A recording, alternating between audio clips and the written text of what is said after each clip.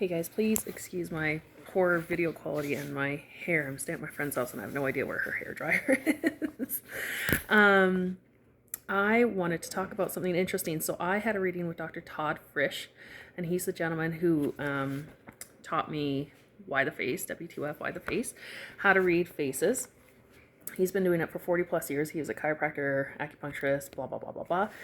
And after I purchased his master class, he does a face reading for you and does a 45-minute phone call.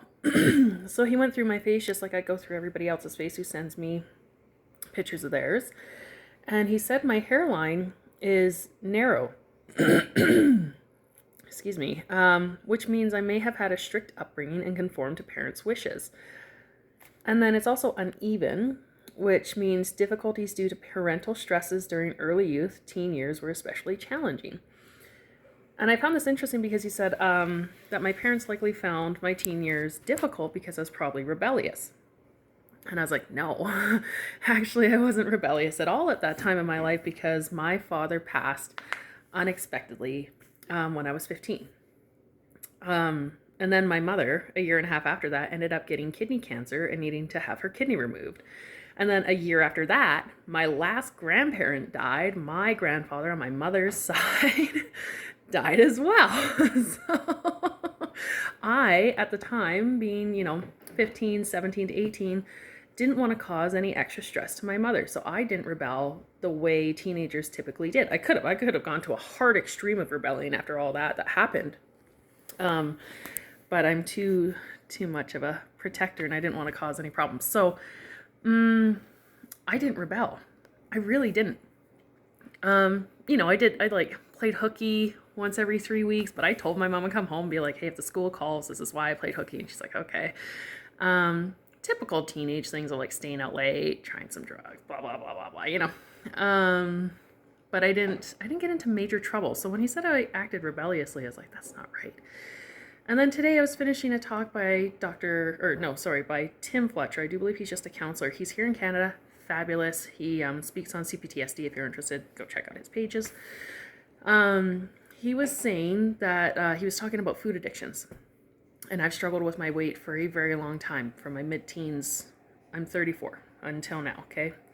I thought I was overweight at 220. I've shot up to 250. It's driving me insane. I worked out 4 days a week, did the sauna, walked to and from work, stuff I normally did. I increased my protein intake, doubled for a couple months, and I dropped nothing. But with my thin eyebrows, I have Hertog syndrome here, or symptoms, anyways, indicating I have low thyroid function, which I've thought for years. So Dr. Todd confirmed that for me. However, Tim Fletcher was talking about food addictions. And he said one way, if you grew up in a controlling household, which I did, wasn't necessarily controlling to me. My siblings thought I was the golden child and had a silver spoon in my mouth. But because I was the youngest, I witnessed a lot between my siblings, and I sat back and tried not to cause any friction. So I saw a lot of things, but I felt like I didn't have any control. I lacked a lot of emotional need and physical need. So my control and my way of rebelling, as Dr. Tim Fletcher put it, was having control over my food, which I never considered before. That's fascinating. I actually used to have this little small green bowl that I would fill up with shredded coconut and chocolate chips and sit in the corner like Schmeagol and stuff it into my mouth, So I realized that. I'm like, isn't that fascinating? I thought that was fascinating. Do you have a narrow forehead that is uneven? Did you grow up in a controlling environment?